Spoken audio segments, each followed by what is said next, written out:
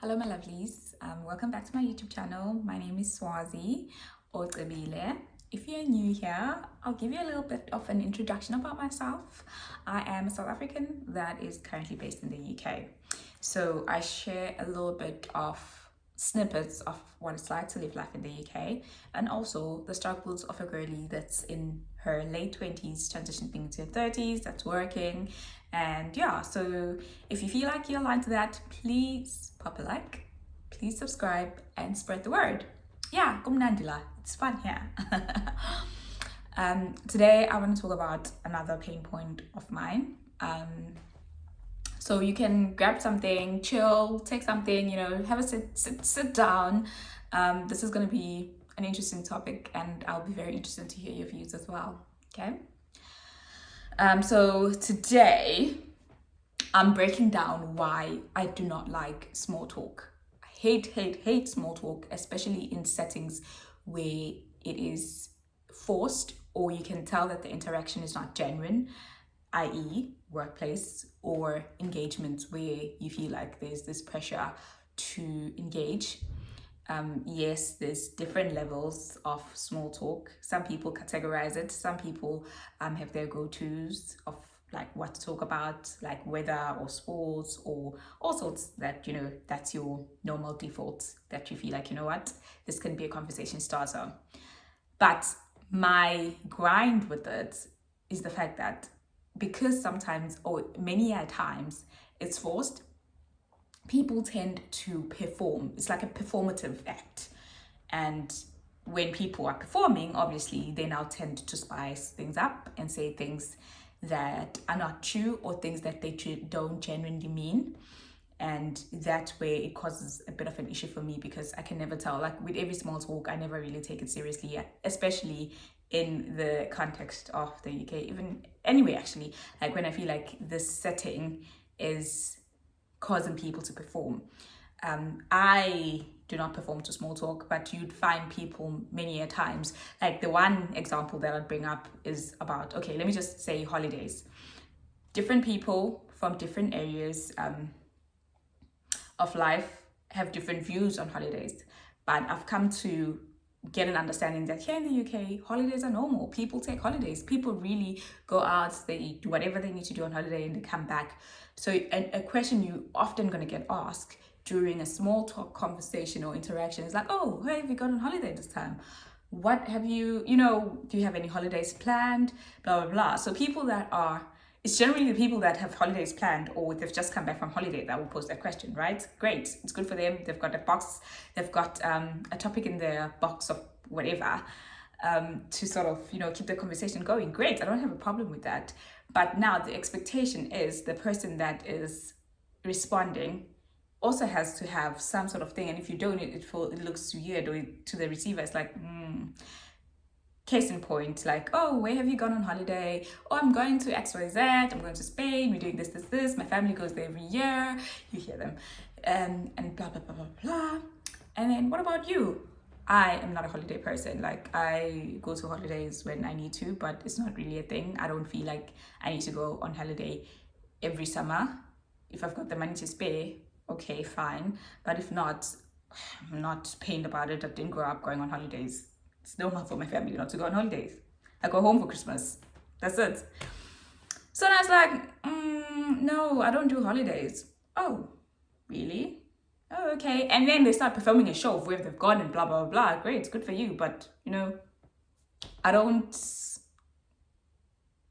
relate. So it's things like that. And sometimes I feel like the interactions are not genuine because there are some topics, like, I think there's different things that in the African context, you don't really dive into or delve into. There was one, especially in my previous workplace. It's not that I particularly have a problem with the people asking it. I just feel like the thought process or my thought behind it is different to other people. But I'm sure people in the African, people that are African might relate more to it. It will be lunchtime and you'll be having your lunch. Maybe you'll be sitting in the canteen or you'll be sitting wherever. It's like, oh, what are you having for lunch? What did you bring for lunch? What did you pack for lunch? Sandwich. Oh, you just bought a sandwich? Yeah. Oh, okay. And then they go on about what they've got, blah, blah, blah. Oh, what did you have for lunch? No, I just had like hot dog or something. And then people judge that. I'm just like, but why are you asking? And also, I feel uncomfortable about the conversation because it is a very invasive question in the African context. Even in high school, primary school, or wherever, we don't really tend to go into those specifics because you don't know the background of the person. Like, you don't know their financial status. You don't know if at home what their situation is for them to carry whatever food they're carrying to school for lunch. If they don't have lunch, like, are you not going to ask them or ask questions? It's a case of just observing and saying, if, oh, okay, this person hasn't brought like lunch, you might share your lunch or you might do whatever, but you're not going to ask like deep questions like that, or like, what did you have for dinner, or what are you having for dinner? Oh, you're having the same thing that you had the other time. Yeah, that's what I can afford. Do you get me? So it's questions like that. I don't ask people that because you don't know what people are going through. And when you've asked that, what are you going to do if someone tells you that I didn't eat last night, or I don't have lunch because I don't have money? So what are you going to do then? Because the culture here is for people to ask the questions, and then when you give them the non-standard answer to what they're used to for the small chat, then it becomes awkward. It's like, okay, now I don't know what to do. You've broken the code. Do you get me? So it's things like that I'm like, I don't like small talk. It's just, if you're not going to be genuine about it, I'd rather just keep it to a general answer and not give you anything back, because at the end of the day, you are just small talking to pass time, but you're not small talking because of genuine care. I don't know if you guys have found this, or I'm just making things up in my head because I am an introvert by nature and I engage for as far as I can, but when I don't have to engage or interact, I would rather not. Thank you very much. Let me preserve my energy, okay? But yeah, let me know down in the comments below what you think. What have you experienced, or what you have found to work with small talk?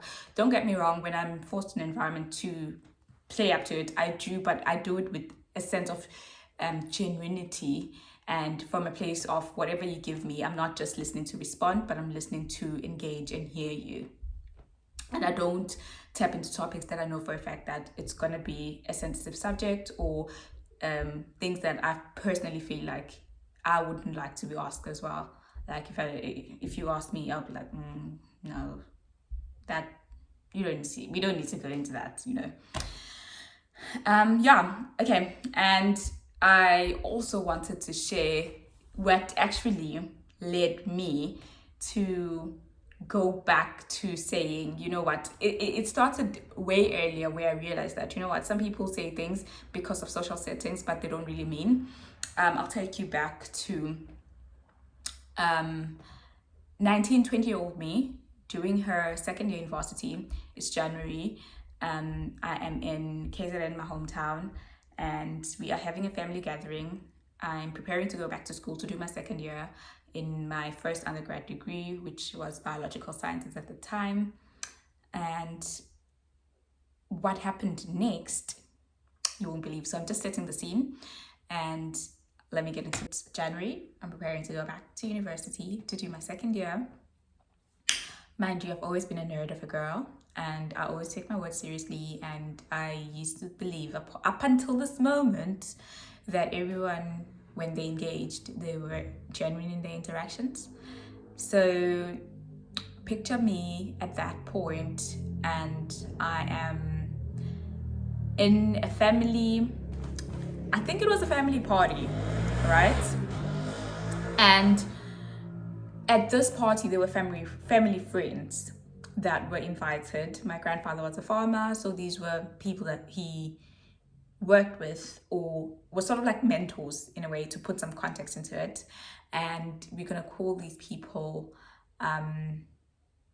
the Smiths, right? So Mrs. Smith is at this event, and I don't know where the conversation went or how their conversation went. We were all sitting around at the table, and I came in and she's asking me how I am. Mind you, I am the people that she has connections with are my grandparents.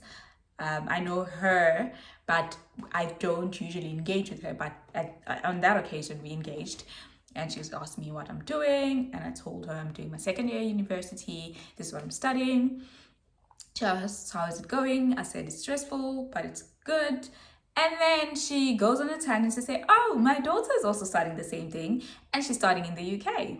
I'm like, oh, really? She's like, yeah. And if you want, I can connect you to her. Like, when you're done with this, she can help you find a job, or she can help you, if you want us to further your studies, we can help you get a job abroad, So when you're done with your studies, because I was on my second year then, she was like, next year when you're done with your studies, you can just let me know and we'll sort something out for you, and we can,